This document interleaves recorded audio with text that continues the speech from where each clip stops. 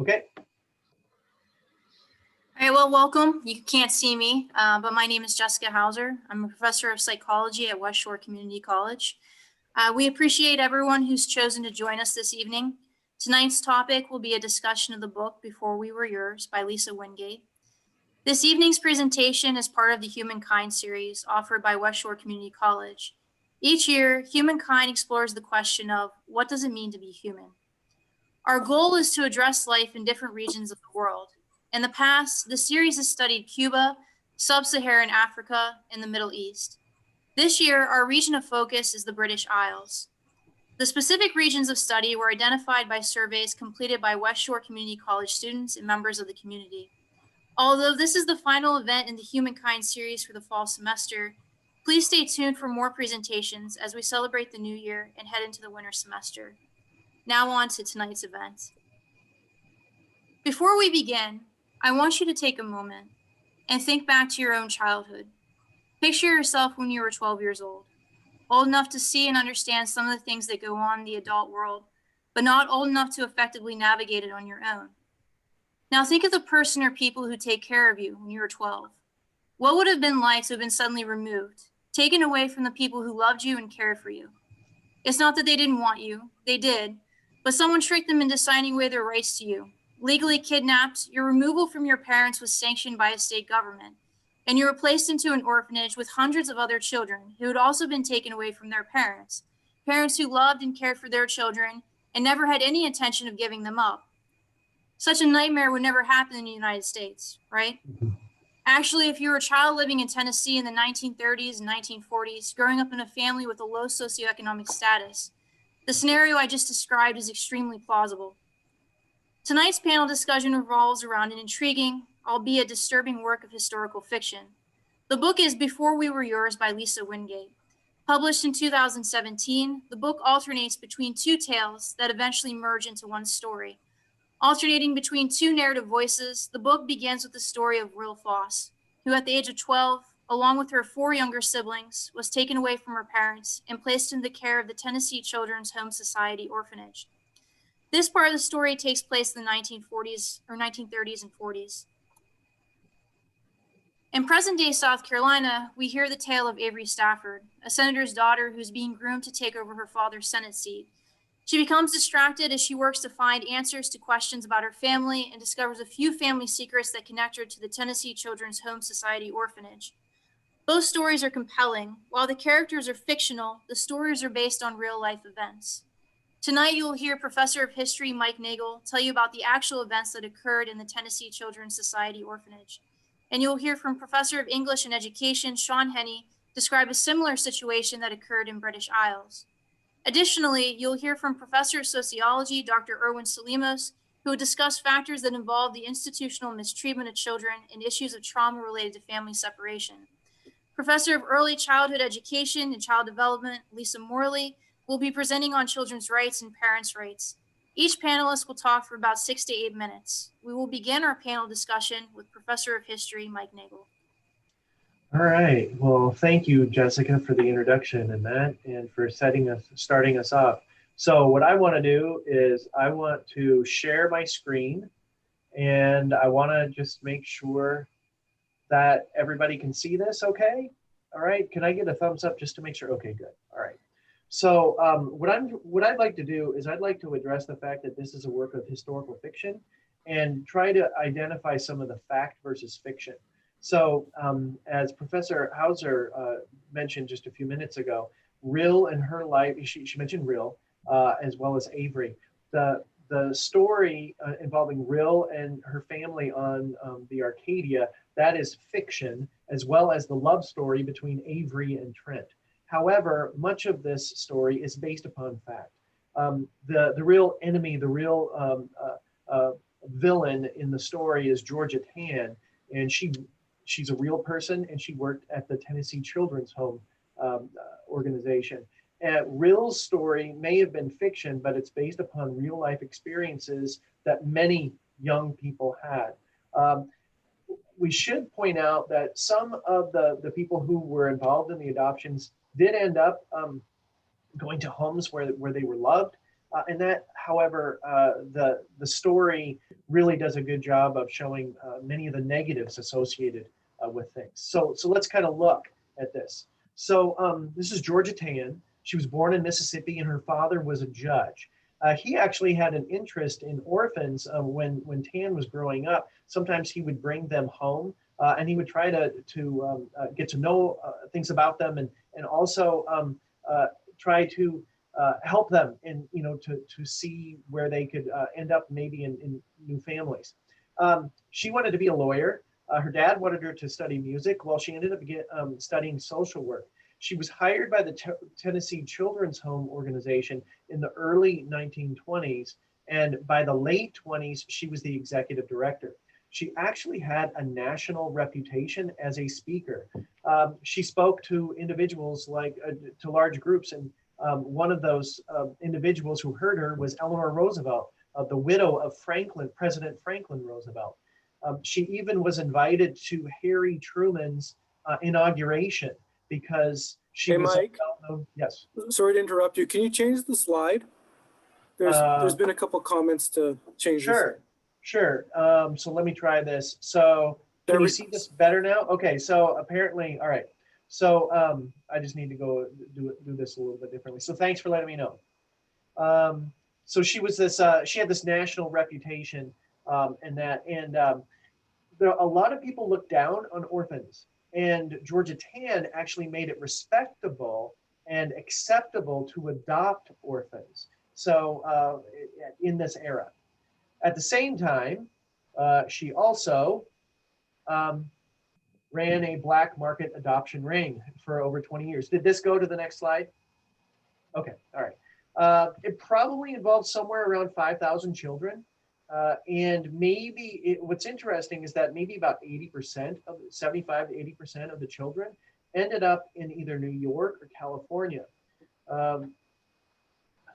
Over the years, Tan was able to charge really high fees. There was supposed to only be a $7 fee if a child was adopted in Tennessee. Sometimes she might get $5,000, plus the expenses of taking a child from Tennessee to California or another state.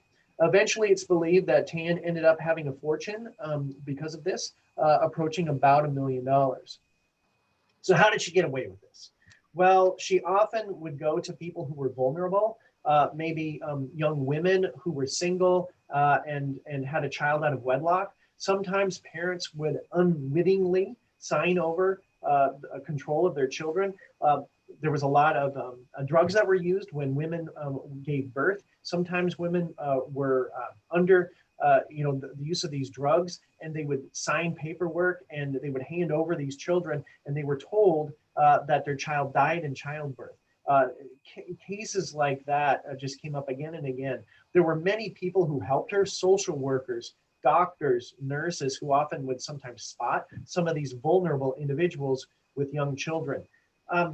The beginning of the book identifies, a case where there's a young woman who has a child, dies of childbirth, and then the doctor says to the father of the young woman who had the child, he's like, well, there's a woman. And so that's a fictional story, but it's based upon some of the stories that were heard.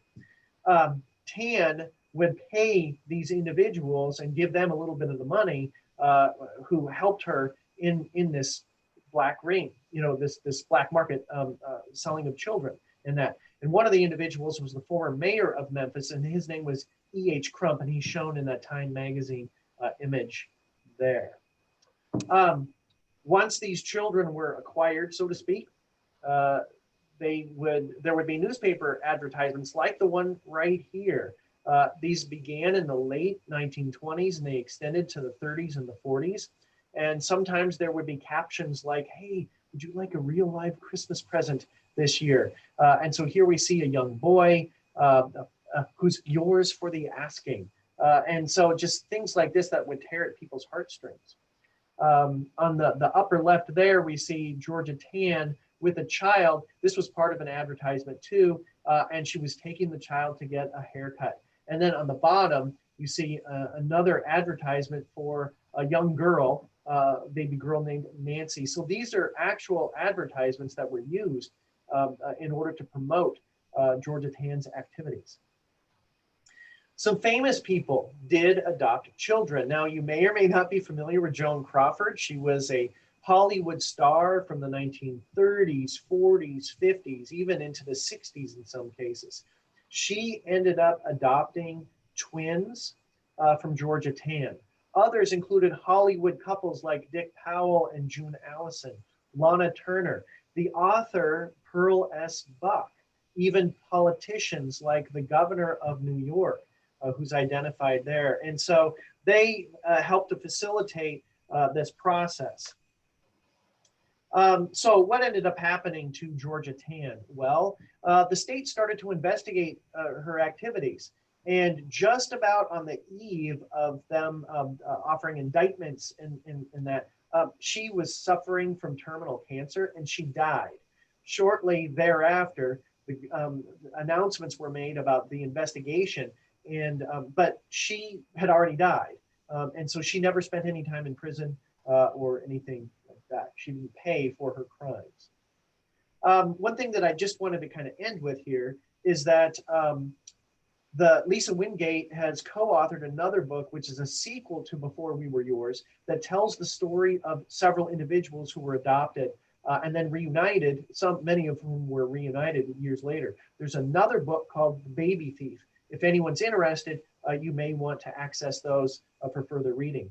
But my time is up. I want to pass it on to my colleagues. And so I'm going to stop sharing and turn it over to, I think it's Erwin, right?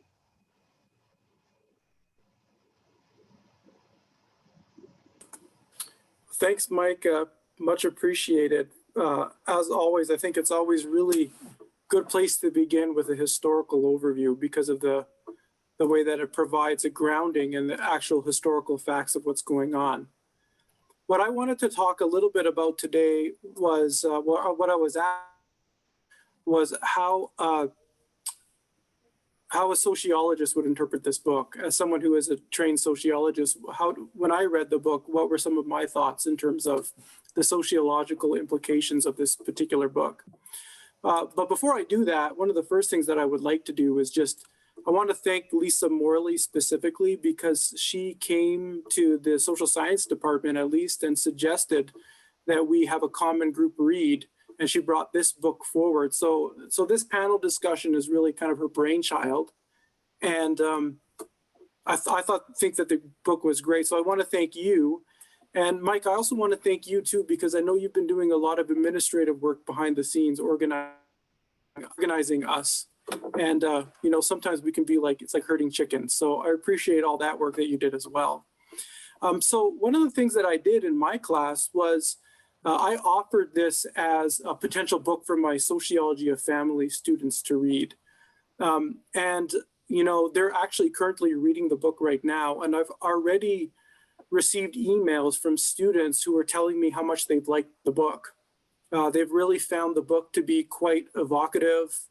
They've enjoyed the story and the narratives. And, it got me thinking about, well, why is it that so many people, that they like this book? And, I think one of the first reasons has to do with the fact that it's really about family life. And to all of us, the family, as we know, is has the most enduring effects on us as individuals. This is what we talk about when we talk about the family institution as being the primary area of socialization. I think another reason why a lot of students enjoy this book and why I liked it is because the story is about secrets. All our families have secrets or little hush-hush moments that we're not supposed to tell other people about.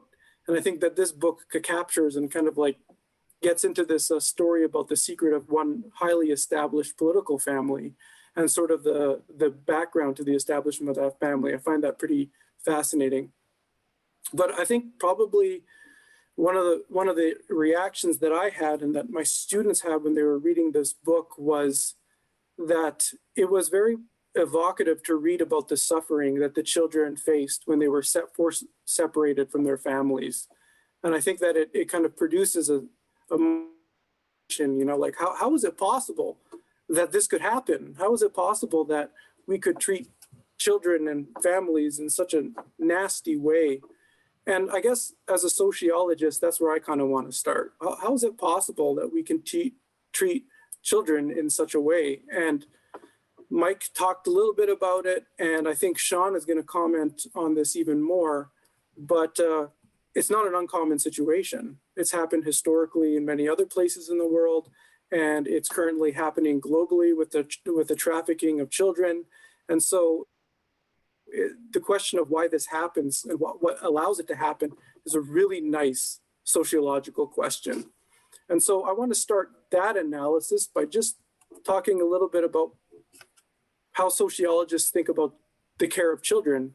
Many of you may have heard the saying that it takes a village to raise a child. This is a really wonderful saying because we tend to think that the responsibility to raise a child is only in the family. But when you really think deeply about it, there's all these other institutions that have a diffuse responsibility to care for children. Of course, the family is one of the most important aspects, but then you have your neighborhood and your community, you have your school system and your teachers, you have, for some, it's the church groups that they're involved in become a really important source of raising and helping raise children. You have welfare organizations and social workers who are mandated often to protect children and to look out for their well-being. And then you have governments who are passing policies to attempt to improve the living conditions of children. And so the socialization of children is really a group effort. And sometimes that gets lost in our modern society because the division of labor is so specialized. We don't always see all these actors working together to raise and socialize a child. So it takes a village to raise a child. But I think one of the cool things that Mike pointed out is it also takes a village to abuse a child. And this was what he was getting at. What happens in this system where there's all these elaborate actors and you have your families and your schools is that if that system breaks and people stop acting, they start getting into nefarious activities, then it opens up the possibility for children to be injured, for children to be taken from their families. And so, and you see this in this book, right? You see the breakdown in the moral and social responsibility to take care of children. So Georgia Tan is a social worker. She is supposed to be helping these children, but she's bribing people. You have corrupt government officials who are turning their heads. And as a result, you get the abuse and the neglect of children. So when the system doesn't work properly, and this is what sociologists, we like to think in systems, when there's problems and gaps in the system is when you allow for these types of behaviors to kind of emerge. And so one of the great challenges is how to close those gaps and how to ensure that there is a common mutual moral responsibility taking care of all the children. Now, one of the things that is all of our children, one of the things that is very interesting, and I think Sèan will probably speak more in his presentation to this, is that when the system fails, when the village doesn't raise the children but harms the children, it's the least powerful in society who are the most vulnerable, who are the ones who are usually the most injured. And that's what you see in this. You know, the boat shanty people of the Mississippi were a disparaged group. They were poor, they were uneducated, and they become the easy victims of a system that is no longer working. And I think that that's a really important, there's a power dynamic that's always involved in this sort of aspect that's really important to point to. The other thing that I was really interested, I got a 1-minute warning. So the other thing I wanted to talk a little bit about, and we could probably raise this, is the book doesn't really go into some of the psychological effects of abuse and family separation and how those psychological problems that are produced by this transmit from generation to generation.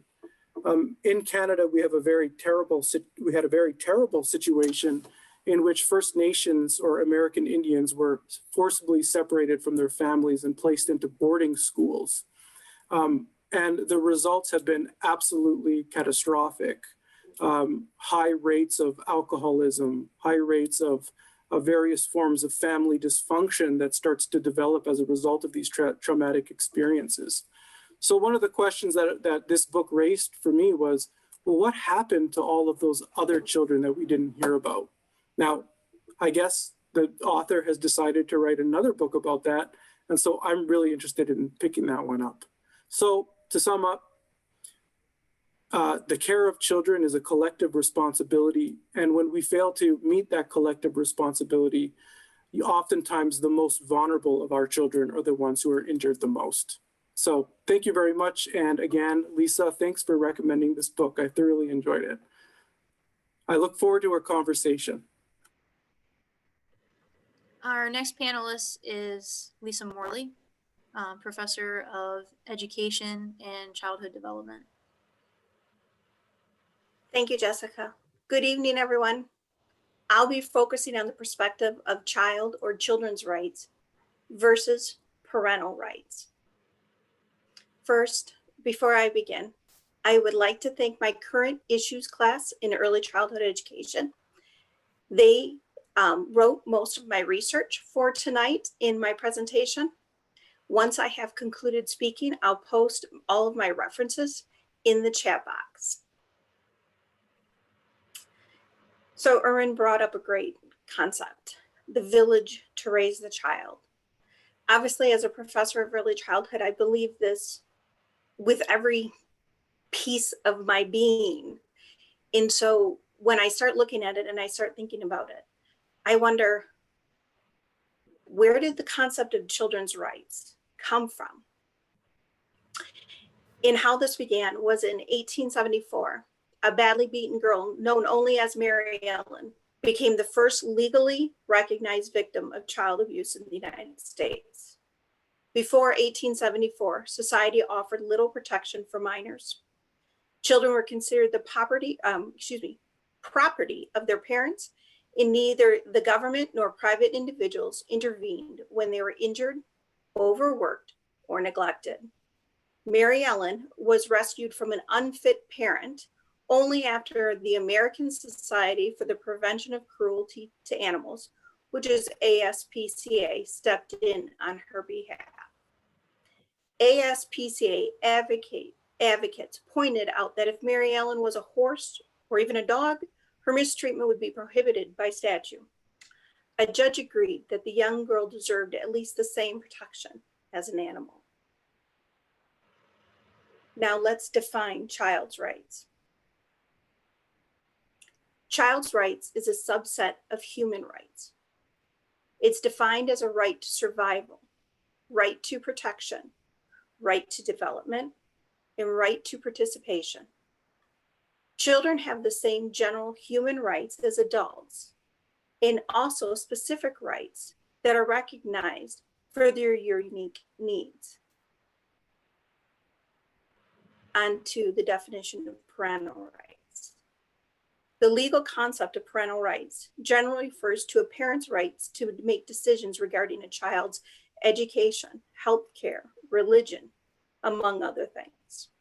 Americans place great personal value, on raising their children.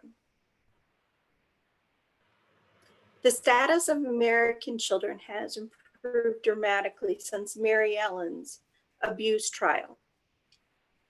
But just how far should these reforms go is the subject of my part of discussion. And I'm not sure, with only having 6 to 8 minutes, how much we could discuss it, as much as I would like you to contemplate these next couple statements. Should we question the traditional legal presumption that all children are incompetent? Are children capable of making their own decisions? Should children be granted the same procedural rights as adults?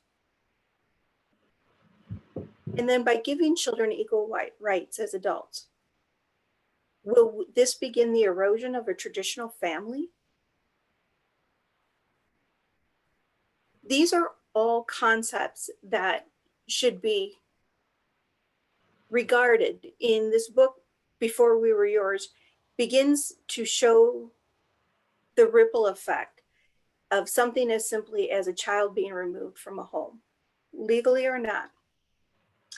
What is the ongoing ripple effect for this child in their development? We know in the first 3 years of life, 90% of the brain is developed. From 3 years old to 25, another 10% develops. Do we only have a window of opportunity within those first 3 years to be key in how children are raised, what type of environment they are? For additional considerations, and in conclusion of my discussion, we Americans, the majority of us, will be a parent or play a parental role, such as foster, step parent, a live-in partner, at some point in all of our lives. We identify raising children as a central focus of our life. However, majority of us will never take a parenting class. Sounds odd to say it that way, because most of us see it as our right to be a parent. I have grown up, I have begun my life, I can now be a parent. But I question, in our society, we regulate driving. In fact, I'm probably slightly off on my hours. In Michigan, I believe between instruction, in-class driving, there's almost 100 hours mandated to get a driver's license. And yet, not 1 hour is mandated or regulated to become a parent. Even though in America, the percentage of being a parent or being a parental role is higher than actually having a driver's license. More people will be a parent. Children start life as totally dependent beings and must rely on adults for the nurturing and guidance they need to grow towards independence. Such nurture is ideally found from adults in children's families, but when primary adult caregiving cannot meet children's unique needs, it is up to the state as a primary duty bearing to find an alternative location for the best interests of this child, sometimes within the family. Each child deserves a safe and nurturing environment in which they can thrive. Ensuring this is to create a preventative society. Children are neither the property of their parents, nor are they hopeless objects of charity. They are human beings and are the subject of their own rights. A true national commitment to justice requires equal treatment of all people, regardless of age. Again, thank you, Early Childhood Current Issues class. I hope I did you proud. And thank you for the opportunity to speak tonight as a panelist. Up next is Professor Sèan Henne. Thank you. Thanks, Lisa. So I'm mostly grateful that I think this is the first time, at least that I know of, that the Social Sciences Department at West Shore Community College has done something together. And I just am really stoked that I've got such talented and scholarly and erudite colleagues to present with today. It's fantastic. So the reason why I'm along for this ride is that this is a HumanKind project, right? So this book was chosen to be part of the project that we had to try to explore what it means to be human. And deliberately, we decided to look at the British Isles this year. And as you heard, this book does not take place in the British Isles. So I'm kind of along to contextualize the book within some things that happened in the British Isles that are similar or related to this. And I kind of feel like Erwin gave away all my punchlines already, so I'm not sure exactly why I need to present. But at least he set me up for some of the things I do want to talk about. Because the phenomenon of child separation being used as a weapon against families and children is not as common worldwide, and particularly had some egregious examples that occurred in the British Isles. Probably most people have heard of the Irish famine, the potato famine.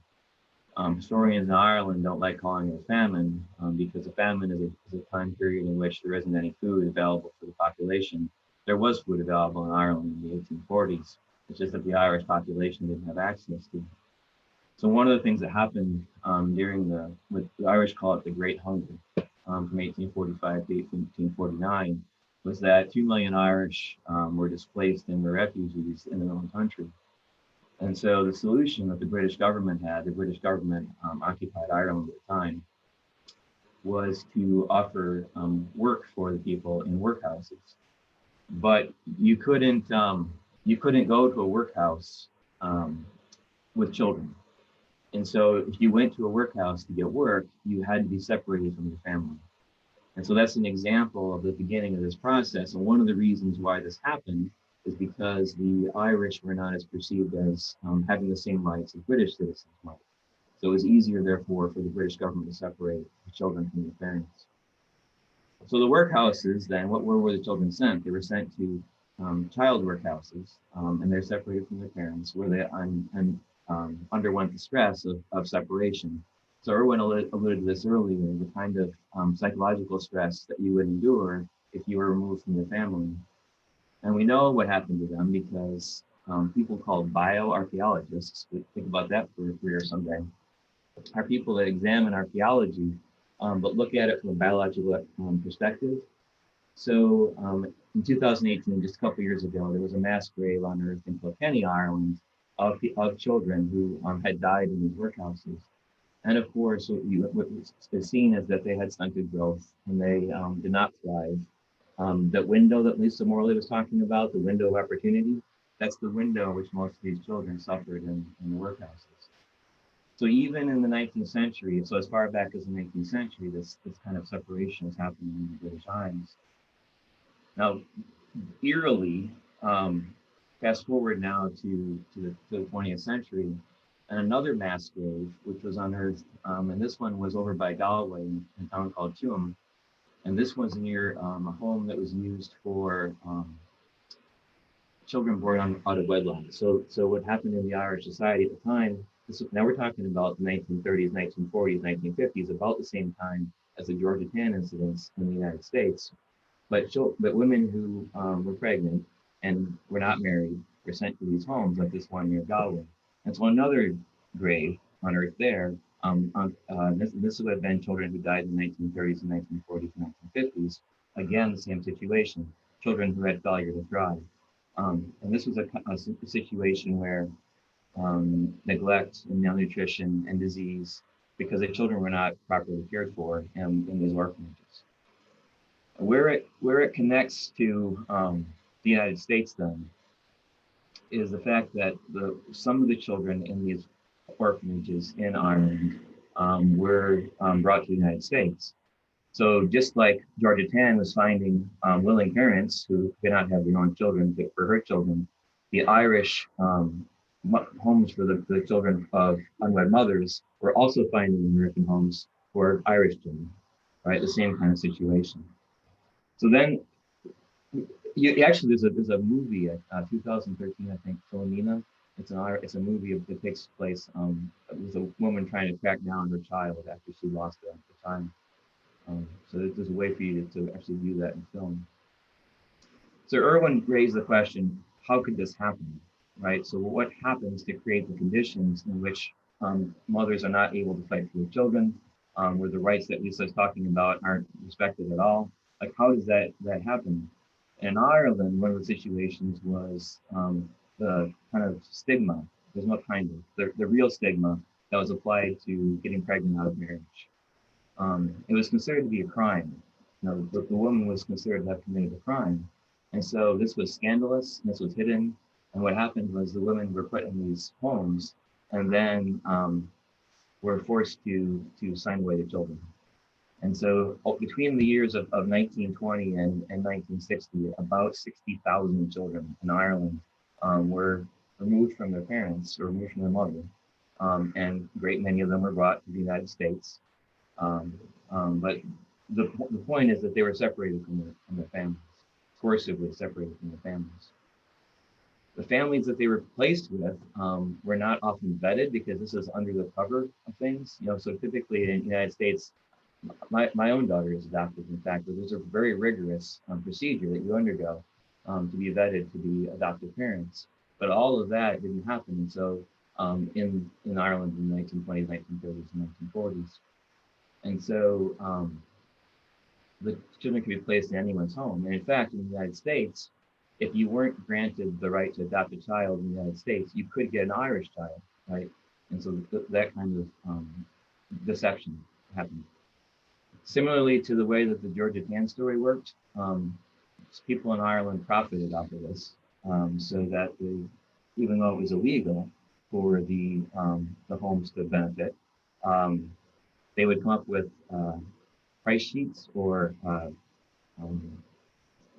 expenses, lists of expenses, and these lists of expenses would enable the procedure to keep happening. So that village that Erwin was talking about, the village of people working against the children would in this case include the church, the Catholic Church in Ireland. It would include the civil servants in Ireland, because if a mother gave up a child by signing her name, that was then notarized by a civil servant. And so the work against the children and the families is indeed endemic through society. So where do we go from here, right? So the challenge we're facing is the challenge of a system in which great numbers of poor women who had poor children lost control of their families because of a system that didn't respect them, didn't respect their rights, didn't respect their access to sexuality or to being able to have the wherewithal to run their own families. And it's eerie because we haven't raised this question yet, but whenever a government or institution decides that it knows better than a family about what's best for the children, you see situations like this. And it's not just historical, right? What's the reason why the current administration decided that it might be in the best interest of children not to have them come to the United States? That same kind of idea, right? That we know better than, and because we have a different level of morality than the people that we're talking about. So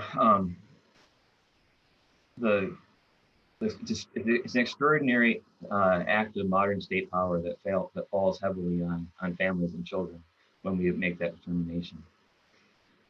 And the book raised those questions for me, and it brought to mind, the historical situation. And I think it's good that we're having this conversation. And again, I'm grateful that my colleagues raised all the questions that they did, and to be able to contextualize it. The idea that we have in HumanKind is that by looking at what happened in the United States and comparing it with something overseas, we might see why it happened, right? And if we perceive that someone of a different class or a different cultural manifestation than our own is therefore somehow less able to care for the children, then things like this happen. And that's the lesson that we see historically in the British Isles and in what happened in the Georgia Tan. So that's where I'll leave things for me. Thank you, Sean. All right, well, thank you to all the panelists for sharing all that information. As you may have seen, Lisa Morley had posted in the chat. If you guys have any questions, you can feel free to post any questions in the chat box, and then we can review them. I don't know if everyone has microphones or not.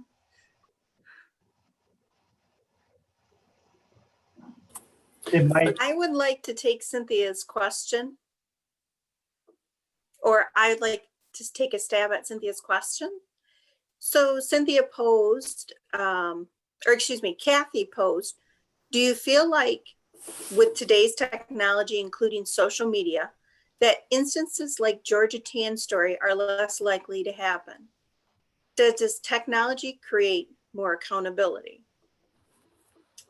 Any of my panelists are welcome to speak. From my point of view, I think knowledge of occurrence is faster than what it's been, but the occurrence, in my opinion, is still as strong. In fact, watching local news tonight prior to our meeting, I listened to another tragic story where a young teenager using social media to meet people and feel like they're social in this world reached out to an individual that actually kidnapped her and brought her up north. And just so you know, she was found and she's back with authorities right now in hopes to be put back with her parents shortly. But I do believe the occurrences, social media has created a situation where it's meeting more remote areas and more frequency. Anyone else? Also, so on the chat, you can either have the option of posing the question to all panelists or all panelists and attendees. So if you select the all panelists and attendees, then everyone can see the question, but only the panelists can see it if you pose it to just the panelists. I don't know, Erwin or Sean, do you want to address the question? Or I can jump in, but you guys. Sure. I mean, I think that technology is a double-edged sword. It produces wonderful benefits on one end, but also very negative impacts on the other. And when it comes to, like, if we were to talk about the institutional abuse of children or the harm of children, I think that on one hand, you can see a lot of ways in which, as Lisa discussed, you know, the proliferation of conscious raising events, an ability to draw people's attention to certain issues that are occurring. I'm thinking, for example, the ease upon which people can film things and distribute it through the internet quickly. But on the other end, you know, you read a lot of stories about how technology is then used for nefarious effects as well, especially when it comes to the trafficking of children and the distribution of child pornography and all that sort of stuff too. So technology is never just the answer, because it can sometimes be the problem as well. And so from the policy standpoint, it adds a whole new layer in terms of the protection of children. And so it's a really wonderful question. I think that the answer to that question is incredibly complicated. And thanks for asking that one, Kathy. Virginia commented to this discussion, the comparable of today's trafficking of children. Yes. And today's technology also expands the reach of those in the selling position. Mike or Sean, would you like to expand on this? Right. So that's the thing that we were talking about earlier with relationship to power, right? So the reason why, or one of the reasons why, it's a complicated answer, that the people who lost their children because of their disadvantage in power, because of their situation socioeconomically or culturally in respect to the people who had more power. Well, technology can increase that problem, increase the divide between the people who have and the people who don't have.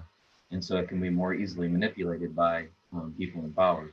And so I think the dark side that Erwin is talking about is more readily apparent, where somebody who has access to technology and is good at it and can manipulate it effectively can do the kinds of things that for example, the nuns would do in the boarding homes with the mothers, because they have access to greater power. I don't know that I necessarily have much to add specifically on that, but one thing, just kind of a comment, because Erwin mentioned something about Native American boarding schools. The Carlisle School was very famous in the United States and for taking young Native American boys and girls, cutting their hair, forcing them to speak English, things like that. That may not be around now, but it's just in a different form, you know, I think, and I think that that's been touched on. One other thing from the chat that if I could just jump in here real quick and say, someone asked who started the investigation of Georgia Tann. And so if I could say, apparently she tried to do something like this shortly after leaving school in Mississippi, and she was stopped. And so that's why she ended up moving to Tennessee. Her dad helped her get a job there. There was a doctor who had worked with her organization for quite some time doing free medical work. And then several of the children died, probably of dysentery, and just there were some problems. And so he said, "Hey, this is awful. I'm not going to be associated with you anymore." There was an investigation, and his allegations were shot down because she had really good lawyers. And so there were attempts to try to stop her activities, but they just kept hitting roadblocks because she had connections with powerful people. So hopefully that helps to at least address a little bit of that question that came up. Thanks, Mike. We have a few other questions. So Eden asks, are there any parts of U.S. society that do a good work to prepare new parents to be good parents? Is there something we can learn from those parts of society? That sounds like an Erwin question, although any of you are free to take a crack at it.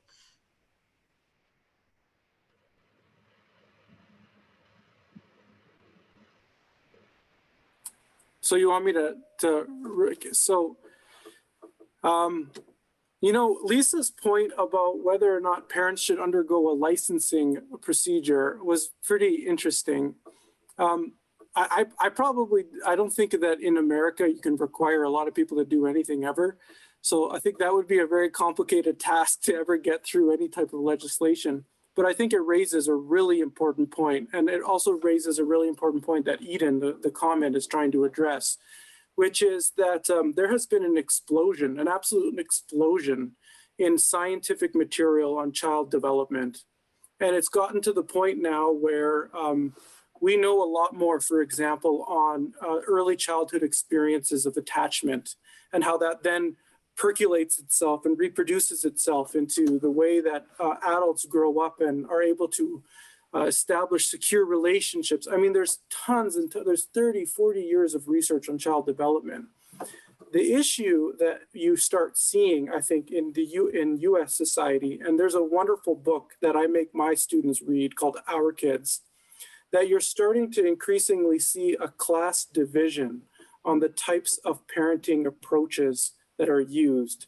So upper and middle class parents who are more educated and perhaps have access to this kind of way of thinking are engaging in parenting in much different ways than less educated parents.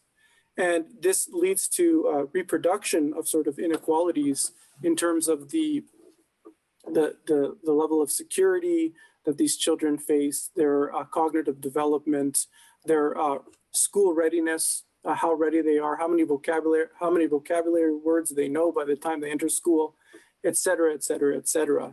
So to me, I don't think that there is necessarily a one-piece answer to that issue.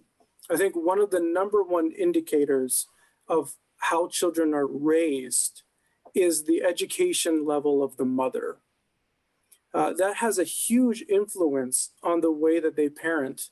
And so increasing just access to education in general is going to have a large societal effect on changing and improving parenting practices. This is my general hypothesis. I don't know if that's true or not, but this is what I see when I read the literature itself. So, thank you. I would like to add, instead of trying to make it a national bill or law, we could look at having Michigan Department of Ed added as part of the curriculum into middle school and high school as part of, I don't know, I guess I'm going to go old school, and I'm showing my age here, everyone, I'm sorry. Let's go back to the concept that when a person leaves high school, they're prepared to be an adult. I think we need to do some preparations to becoming adults or towards adulthood. Now, please understand, I don't believe 18 signifies adulthood to a person. I have met 13-year-olds that I would consider adults, where I've met 24-year-olds I would consider not adults. So I don't think the age is the defining factor. I believe it's more about preparing a human to the next part of their life, the next phase of their life. We have a few more coming in. Just come and take over for you for 2 seconds. I'll introduce, we had one, Cynthia mentioned An issue I have, for example, with grandchildren, is there's no central phone in my home. Conversations are always enjoyed by parents and or one in the room. There's no chance to create an intimate relationship. Do any of you have comments on this?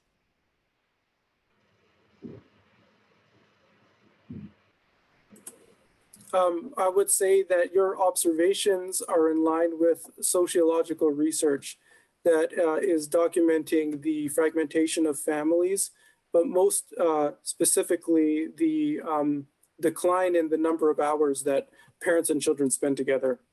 And that brings up a really, really, really interesting point, which has to do with how busy people are and how work-life demands are increasingly coming into conflict with what we know it takes to build a really, really good family and establish strong intergenerational relationships.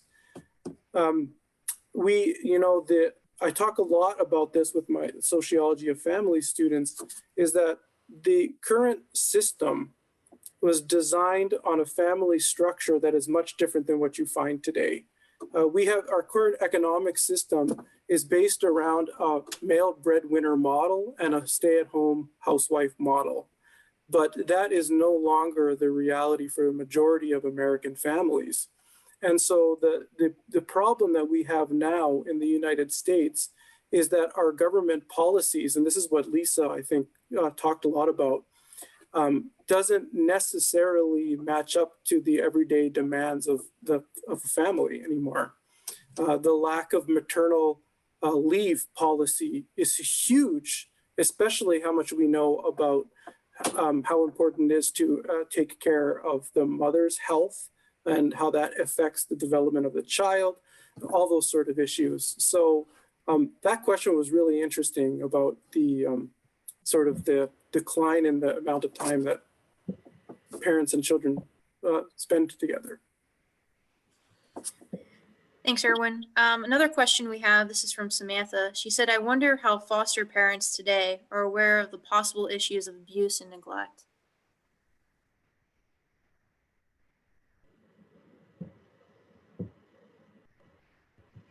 I think a lot of these issues, Erwin and Lisa, they're kind of geared toward, the two of you.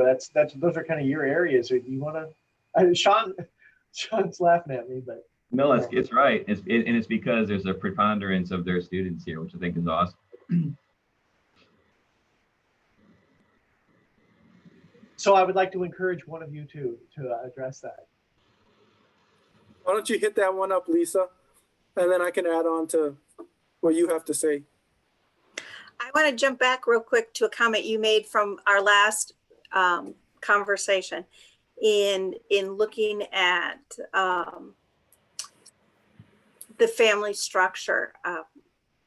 When we poll and look at families, majority still feel the mother has the main right for parenting or the overarching rights to parenting rules.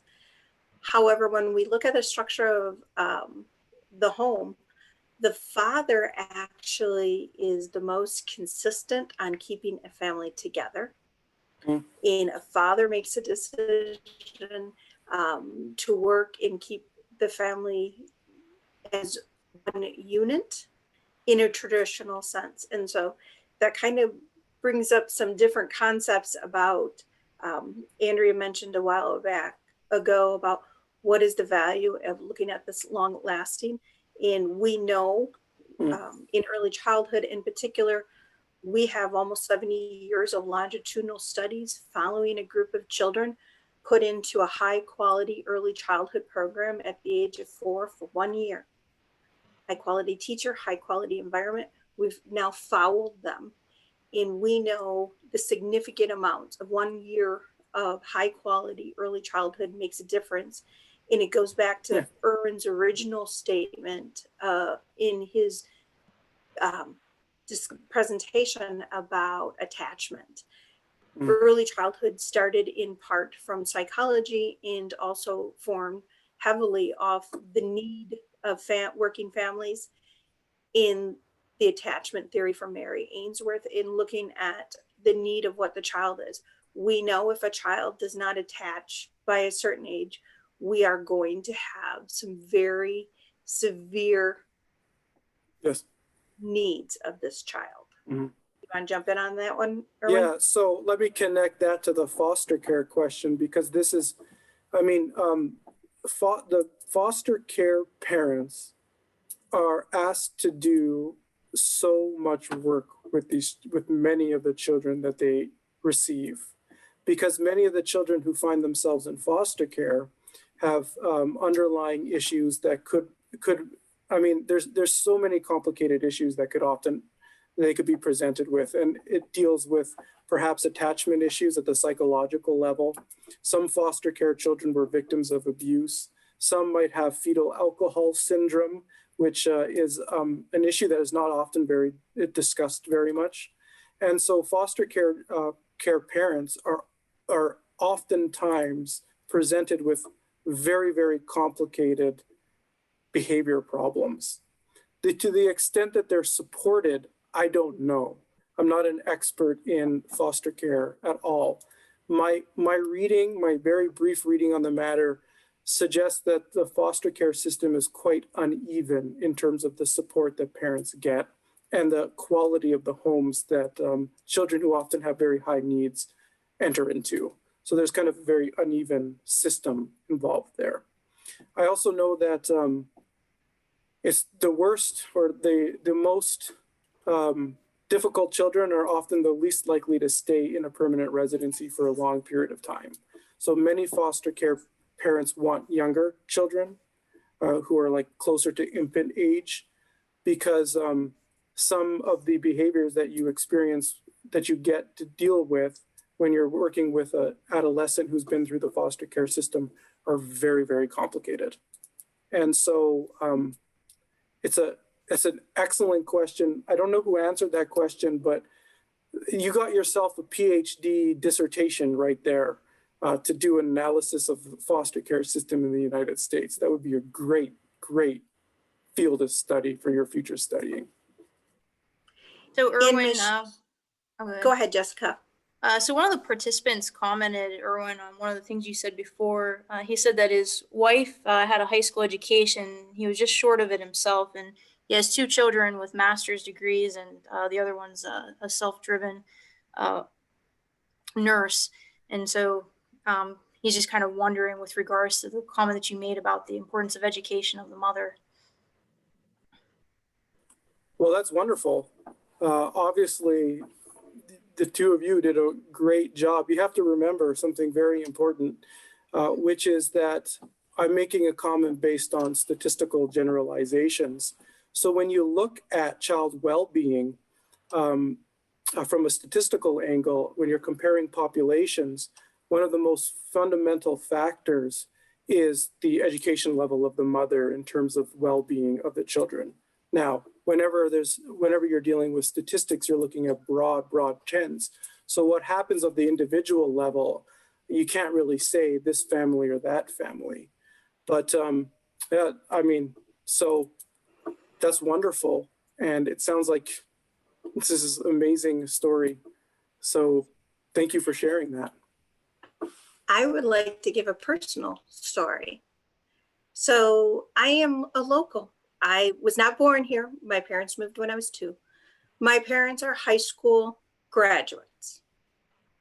All 3, technically all 4 that my parents raised, have a bachelor's or higher in degrees. I remember being a little girl working on my dad's farm, and farming was a side business. He had a full-time job also. And I was planting Christmas trees in the heat of the summer. Those little trees, you bend over, put them in the ground. I was tired, I was hot. And I remember as a little girl saying to my dad, "Why do I need to plant these trees?" And he goes, "That's your college education." I looked him in the eye and I said, "Wow, guess what? I'm not going to college, so I don't have to do this anymore." And I took off running.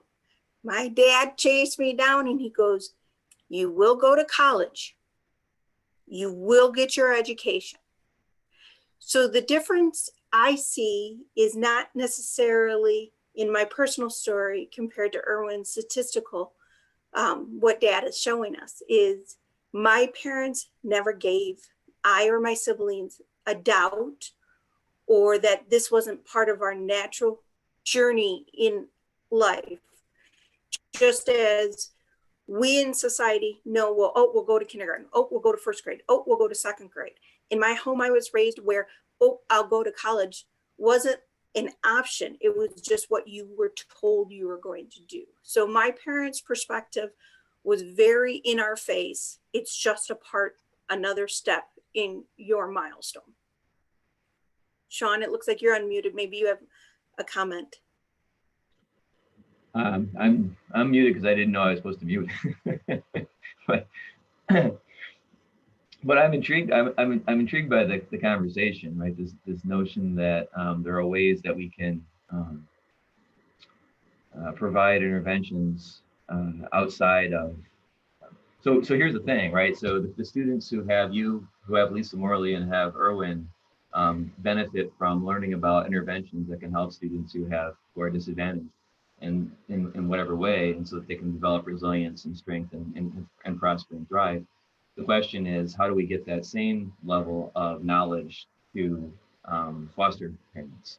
And that just fascinates me, right? That's where Sam's question is so good.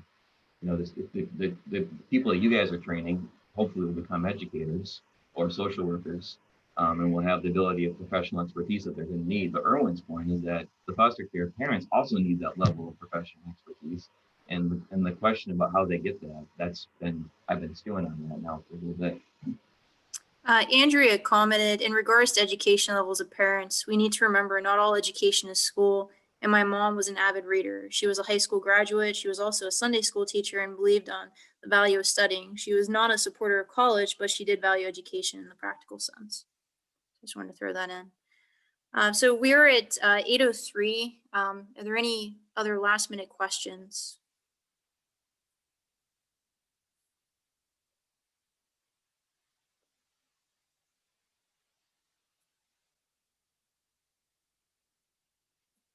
When I want to Lisa, go ahead. Go ahead, Mike. I was just going to say, when Lisa was talking about the parenting classes and licensure and things like that, as Esther is pointing out, I remembered a movie from the 1980s or 90s where it was talking about parenthood, and I think that was the name of the movie. And he said, you need a license to drive a car. You need a license to get a pet. You need a license to do all sorts of things. You don't need it to become a parent. And so that's just, I mean, that's getting, I think, to Esther's point here, that maybe it's just pointing things out to people and making sure that people are aware of different things. I mean, there are even birthing classes, but not quite, you know, there are parenting classes, but we need to make those more readily available.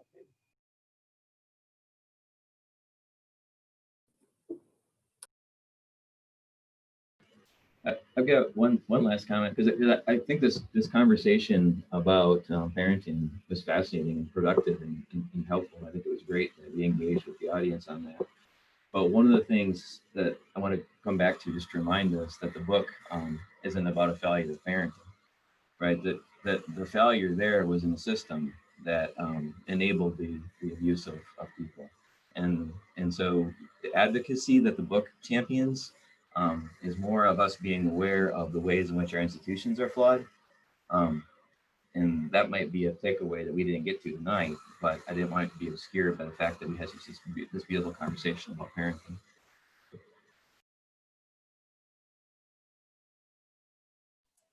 Well, at this time, I'd like to thank all of the panelists for providing the information that you did. And thank you so much for all the participants for attending tonight's panel. I'm sorry you can't see me, but you can see my name.